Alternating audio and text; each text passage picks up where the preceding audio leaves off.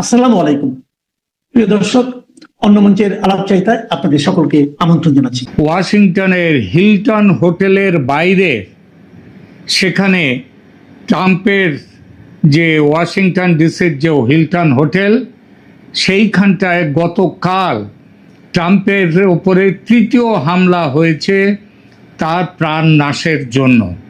1981 সালে ঠিক এই জায়গাতেই রোনাল্ড রেগানকে, তিনিও আমেরিকার প্রেসিডেন্ট ছিলেন, তাকে হত্যার চেষ্টা করা হয়েছিল। 45 বছর পরে 2026-এর 25শে এপ্রিল রাতে সেই একই ইতিহাস যেন ফিরে এলো। হোয়াইট হাউস করেসপন্ডেন্টস ডিনারের জমকালো আসর তখন মাঝপথে। উপস্থিত মার্কিন রাজনীতির তাবড় ব্যক্তিত্ব এবং মিডিয়া জগৎ সেখানে হাজির। ঠিক তখনই স্তব্ধ হয়ে গেল চারপাশ। বন্দুকের গর্জন আর আতঙ্কের হুড়োহুড়ি। প্রেসিডেন্ট ডোনাল্ড ট্রাম্পকে আবারও নিরাপত্তা রক্ষীরা কভার করে মঞ্চ থেকে সরিয়ে নিয়ে গেল। এটি ট্রাম্পের ওপরে গত 2 বছরের তৃতীয় হামলা, কিন্তু এবারের হামলাটি গতানুগতিক নয়। কেন নয় সেটা আমরা সেই আলোচনায় আসব। এতক্ষণ আপনারা দেখছিলেন সেই হামলার দৃশ্য। এবারের আততায়ী কোনো প্রান্তিক সমাজের যুবক নয়, বরং আমেরিকার এলিট বা শিক্ষিত সমাজের প্রতিনিধি। কেন একজন শিক্ষিত মেধাবী যুবক ট্রাম্পের পুরো টিমকে শেষ করে দিতে চাইল? কেন সে শুধু কাশ প্যাটেলকে বাঁচিয়ে রাখতে চেয়েছিল? আর এর সঙ্গে ইরানের পরমাণু যুদ্ধের হুমকির যোগসূত্রই বা কি? আজ এই সব জটিল রহস্যের জট খুলব আমরা। প্রথমে বলি ঘটনার প্রেক্ষাপট, সেই বিভীষিকাময় রাত, যে ছবিটা আপনারা এতক্ষণ দেখলেন, মানে এই ভিডিওর শুরুতে। শনিবার রাত 8:30 ট্রাম্প যখন ডিনারের মঞ্চে ভাষণ দেওয়ার প্রস্তুতি নিচ্ছেন, বসে পড়েছেন, তখনই হোটেলের মূল সিকিউরিটি পয়েন্টে গোলাগুলি শুরু হয়। বন্দুকধারী আততায়ী মেটাল ডিটেক্টর পেরিয়ে ভেতরে ঢোকার চেষ্টা করেছিল। তার লক্ষ্য ছিল সরাসরি বলরুম, যেখানে ট্রাম্পের পাশাপাশি ভাইস প্রেসিডেন্ট জেডি ভান্স এবং ক্যাবিনেটের অন্য শীর্ষ সদস্যরা উপস্থিত ছিলেন। সিক্রেট সার্ভিসের তৎপরতায় বড় কোনো দুর্ঘটনা ঘটেনি ঠিকই, কিন্তু আমেরিকার নিরাপত্তা ব্যবস্থাকে বড়সড় প্রশ্নের মুখে দাঁড় করিয়ে দিয়েছে এই ঘটনা। কারণ ওই হোটেলে তার আগে 2 দিন ধরে ওই আততায়ী সে কিন্তু ওই হোটেলেই ছিল। ট্রাম্প তার ট্রুথ সোশ্যালে লিখছেন, এটি একটি ঐতিহাসিক রাত হতে পারত, কিন্তু আবারও হিংসা জয়ী হওয়ার চেষ্টা করল।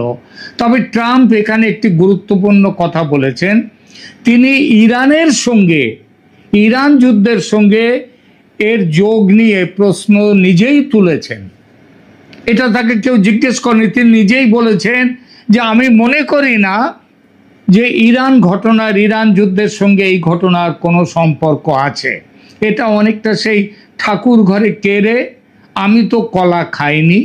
অর্থাৎ তার নিজের মধ্যেই এই বিষয়টা নিয়ে একটা তার মধ্যে এই ভাবনাটা ছিল যে তিনি নিজের তৈরি আগুনে বোধহয় নিজে পুড়তে চলেছেন, এবং সেই জন্যই তিনি নিজে বলেছেন ইরান যুদ্ধের সঙ্গে এর কোনো যোগ আছে আমি মানি না, কিন্তু যোগ আছে কিনা আমি বলতে পারি না। এটাই স্ববিরোধী বক্তব্য কোনো বৃহত্তর কৌশলের অংশ কি আমরা দেখব। তার আগে আততায়ী যে ছিল তার পরিচয়টা একটু দিই। দেখুন, তদন্তে বেরিয়ে এসেছে এক চাঞ্চল্যকর তথ্য। আততায়ী 32 বছর বয়সী কোল টমাস অ্যালেন ক্যালিফোর্নিয়ার টরেন্সের বাসিন্দা। এই যুবক কোনো সাধারণ অপরাধী নয়, সে নিগ্রোও নয়, সে মুসলমানও নয়, সে আমেরিকার, এবং সে অশিক্ষিতও নয়। সে আমেরিকার অন্যতম সেরা শিক্ষা প্রতিষ্ঠান ক্যালটেকের স্নাতক। শুধু তাই নয়, সে এক সময় নাসা, যে আমেরিকার মহাকাশ গবেষণা কেন্দ্র, তার ল্যাবরেটরিতে ইন্টার্নশিপ সে করেছে এবং পেশায় একজন অত্যন্ত সফল শিক্ষক। কেন একজন এত উচ্চশিক্ষিত মানুষ, যার সামনে উজ্জ্বল ভবিষ্যৎ, সে বন্দুক হাতে তুলে নিল? কেন? তদন্তকারীরা তার কাছ থেকে একটা ম্যানিফেস্টো উদ্ধার করেছে। অ্যাকচুয়ালি এই ম্যানিফেস্টোটি সে দিয়েছিল তার পরিবারকে। এই ঘটনার আগে তাদেরকে পাঠিয়েছিল তার নিজের পরিবারকে। সেখানে সে নিজেকে লিখেছে ফ্রেন্ডলি ফেডারেল অ্যাসাসিন, মানে হত্যাকারী হিসেবে, কিন্তু বন্ধু হত্যাকারী সে দাবি করেছে। এখানে সে স্পষ্ট লিখেছে যে ট্রাম্প প্রশাসনের যুদ্ধবাজ নীতি আমেরিকার বুদ্ধিজীবী এবং শিক্ষিত জনমানুষের তীব্র ক্ষোভ তৈরি করেছে। বিশেষ করে ইরানের সাথে যুদ্ধে সাম্প্রতিক যে ট্রাম্পের যে ভূমিকা, তা অ্যালেনের মতো আমেরিকার শিক্ষিত সজ্জন ভদ্র মানুষদের কাছে অসহ্য হয়ে উঠেছিল। এখানেই প্রশ্ন ওঠে, আমেরিকার শিক্ষিত সমাজ কি তবে মনে করছে যে ট্রাম্পের হাত ধরে পৃথিবী তৃতীয় বিশ্বযুদ্ধের দিকে এগোচ্ছে? এই হিংসা কি ব্যক্তিগত আক্রোশ, নাকি কোনো আদর্শগত যুদ্ধের বহিঃপ্রকাশ? এরপরে আমরা যে বিষয়টি নিয়ে কথা বলবো সেটা হচ্ছে কাশ প্যাটেল। এই যে আততায়ী, সে তার ম্যানিফেস্টোতে লিখেছে ট্রাম্প প্রশাসনের সমস্ত কর্মকর্তাকে, তাদের যারা সেক্রেটারি আছে, মন্ত্রী আছে, তাদের সবাইকে সে হত্যা করবে। সে কেবল বাঁচিয়ে রাখবে কাকে? কাশ প্যাটেলকে। কেন তাকে বাঁচাতে চাইলো আততায়ী? দেখুন, এই হামলার সবচেয়ে রহস্যময় দিক হলো টার্গেট লিস্ট। তদন্তকারী সূত্রে জানা যাচ্ছে কোল টমাস অ্যালেন ট্রাম্পের ঘনিষ্ঠ সমস্ত সহযোগীদের হত্যা করতে চেয়েছিল, কিন্তু তার সেই তালিকায় একটি নাম ছিল ব্যতিক্রম, কাশ প্যাটেল। পেন্টাগন এবং FBI এর সাথে কাজ করা এই দুদে গোয়েন্দা কাশ প্যাটেলকে কেন রেহাই দিতে চাইল আততায়ী? রাজনৈতিক মহলে গুঞ্জন, আততায়ী হয়তো মনে করেছিল যে প্যাটেল এই প্রশাসনের ভেতরে থেকে এমন কিছু গোপন তথ্য জানেন, বা তিনি এমন কিছু পদক্ষেপ নিচ্ছেন যা সরাসরি ট্রাম্পের নিউক্লিয়ার অবসেশন বা পরমাণু অস্ত্রের প্রতি যে ঝোঁক, সেই ঝোঁককে বাধা দিচ্ছে। যদিও এটি কেবলই জল্পনা, কিন্তু ট্রাম্পের কোর টিমের মধ্যে, একেবারে কাছের টিমের মধ্যে এই বিভাজন এবং এই একটি মানুষকে বাদ রেখে দেয়া আততায়ীর নির্দিষ্ট পছন্দের একটি গভীর ষড়যন্ত্রের ইঙ্গিত দিচ্ছে। পরমাণু বোমার হুমকিটা কি ব্যাপার? দেখুন, মনে রাখবেন, এই হামলার ঠিক দুদিন আগে, অর্থাৎ 2026 এপ্রিলের মাঝামাঝি সময়ে একটি চাঞ্চল্যকর খবর ফাঁস হয়। সেই খবরে দাবি করা হয় ইরান সংকটের সমাধান হিসাবে ট্রাম্প সরাসরি পরমাণু বোমা ইরানে ব্যবহারের প্রস্তাব দিয়েছিলেন।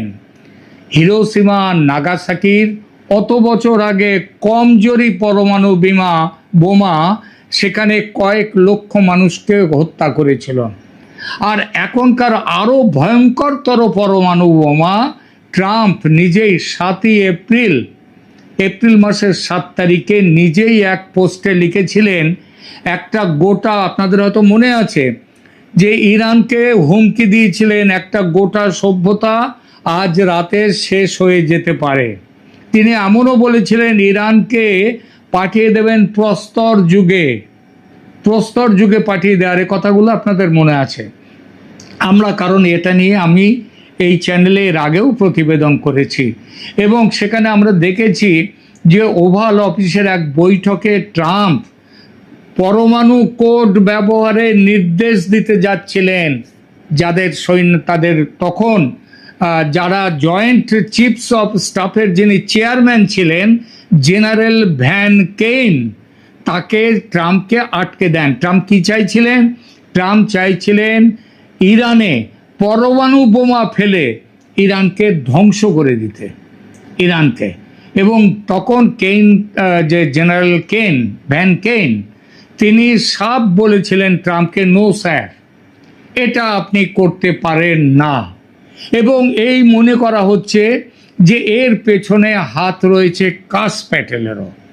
এই ঘটনা প্রকাশ্যে আসতেই মানে তাকে বারণ করেছিলেন যে জেনারেলকে বলে, এবং ট্রাম্পকেও বুঝিয়েছিলেন যে এটা আপনি করতে পারেন না। এই ঘটনা প্রকাশ্যে আসতেই দেশ জুড়ে তোলপাড় শুরু হয়। সমালোচকরা দাবি করেন ট্রাম্প ইরানকে স্তব্ধ করতে গিয়ে 1 কোটি মানুষের প্রাণ নিতেও দ্বিধা করছেন না। এই যে যুদ্ধবাজ ট্রাম্প, এটাই কি কোল টমাস অ্যালেনের মতো মেধাবী যুবকদের তাদেরকে এই কাজ করতে বাধ্য করছে, এই দিকে এগিয়ে দিচ্ছে? ট্রাম্পের নিজের ভাষায়, আমি ইরান যুদ্ধের সাথে এর কোনো যোগ আছে বিশ্বাস করি না। কে বলেছে তোমাকে বিশ্বাস করতে? কিন্তু তোমার নিজের মনের মধ্যেই অপরাধ বোধটা আছে, যার জন্যই তুমি ইরান যুদ্ধের সাথে এটার সম্পর্ক তৈরি করে দিয়েছ। সাধারণ মানুষ কিন্তু তোমার এই কথাও বিশ্বাস করবে না। তারা মনে করবে আজকে আমেরিকা যে সারা পৃথিবীতে যুদ্ধবাজ হিসেবে ইরানের মানুষের এত বড় শত্রু হয়েছে, তার একমাত্র কারণ হচ্ছে ট্রাম্প। ট্রাম্প বর্তমানে 2 দিক থেকে আক্রমণের শিকার। একদিকে ইরানের সাথে ছায়াযুদ্ধ এবং আন্তর্জাতিক চাপ, অন্যদিকে দেশের ভেতরে শিক্ষিত এবং উদারপন্থী সমাজের চরম ঘৃণা। ইরান যুদ্ধ ট্রাম্পের জন্য হয়তো রাজনৈতিক তুরুপের তাস হতে পারে, কিন্তু সেই তাস খেলতে গিয়ে তিনি নিজের ঘরেই আগুন দিয়েছেন, শত্রু তৈরি করেছেন। আততায়ী অ্যালেন তিনি কোনো সন্ত্রাসী সংগঠনের সদস্য নন, তিনি আমাদের সমাজ ব্যবস্থারই ফসল।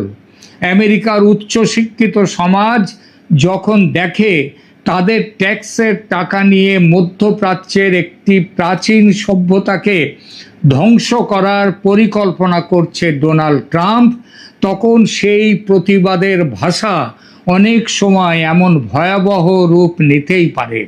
এটি কোনোভাবেই সমর্থনযোগ্য নয়, এটা ঠিকই, এইভাবে হত্যার পরিকল্পনা, কিন্তু এটাও সমর্থনযোগ্য নয় ট্রাম্প যেভাবে ইরানে যুদ্ধ করছে, যেভাবে সারা পৃথিবীতে একটা যুদ্ধের হাওয়া ছড়িয়ে দিয়েছেন, এটাও কোনোভাবে সমর্থনযোগ্য নয়।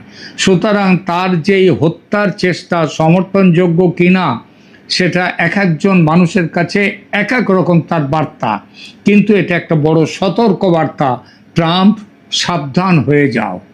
ডোনাল্ড ট্রাম্প কি পারবেন এই অস্থিরতা সামাল দিতে, নাকি ইরানের সাথে এই লড়াই শেষ পর্যন্ত আমেরিকার অভ্যন্তরীণ গৃহযুদ্ধের দিকে মোড় নেবে? কাশ প্যাটেলকে কেন ছাড় দেয়া হলো তার উত্তর হয়তো আগামী কয়েকদিনের তদন্তে বেরিয়ে আসবে। তবে একটা কথা পরিষ্কার, 2026-এর এই যুদ্ধ কেবল সীমান্তেই সীমাবদ্ধ নয়, এটি ঢুকে পড়েছে মানুষের ড্রয়িং রুমেও। প্রিয় দর্শক, আপনার কি মনে হয় ট্রাম্পের যুদ্ধ নীতি, ইরানের বিরুদ্ধে তিনি যে শয়তানি নীতি গ্রহণ করেছেন, সেই নীতি কি এই হামলার আসল উস্কানি, নাকি এর পেছনে বিদেশি শক্তির কোনো মদত আছে? এর পেছনে কি ইরান আছে? যে আততায়ী, তার সাথে ইরানের কোনো যোগাযোগ কেউ এখনো বলতে পারেননি, কিন্তু তার পুরো যোগাযোগটাই হচ্ছে ইরানের মানুষের সাথে আত্মিক যোগাযোগ এবং ট্রাম্পের এই যুদ্ধবাজ নীতির বিরুদ্ধে প্রতিবাদ। এবং সেই প্রতিবাদ করতে গিয়ে নিজের জীবনকে তিনি সঙ্গীন অবস্থায় ফেলে তিনি নিজের জীবনকেও তিনি এগিয়ে গিয়েছেন। তিনি তাকে ট্রাম্পের যারা কর্মীরা, নিরাপত্তারা কর্মীরা, তাকে তার পরবর্তী আরও ছবি এসছে, সেখানে দেখা যাচ্ছে তাকে শুইয়ে দিয়েছে, অজ্ঞান হয়ে সে পড়ে রয়েছে, হাত পা বাঁধা, চোখ বাঁধা, এই অবস্থায় রয়েছে। কিন্তু এই মানুষটি আমাদের কাছে অনেক, অন্তত ব্যক্তিগতভাবে আমার কাছে বটেই, যে সে একটা বার্তা দিতে চেয়েছিল এবং এটা খুব জরুরি বার্তা। প্রিয় দর্শক, আমার মনে হয় আপনাদের মধ্যেও এই ভাবনা আছে। আপনারা এই যে কাজটি, এই কাজটি সমর্থনযোগ্য নয়, কিন্তু আমার মনে হয় ওই যে অ্যালেন যিনি আততায়ী, তাকে অন্তত একটা স্যালুট জানানো আমাদের উচিত। আপনিও স্যালুট জানাবেন। এই মুহূর্তে আপনাদের সামনে কথা বলতে এসেছি। শেখ হাসিনা কি তবে ফিরছেন? দিল্লি ঢাকা সম্পর্কের নতুন মোড়, ভারতের কৌশলগত চাল। শেখ হাসিনার ফেরা না ফেরা নিয়ে অতি সম্প্রতি সাউথ চায়না পোস্ট একটি বিশ্লেষণী নিবন্ধ প্রকাশ করেছে। সেই নিবন্ধের আলোকে এই মুহূর্তে আমরা কথা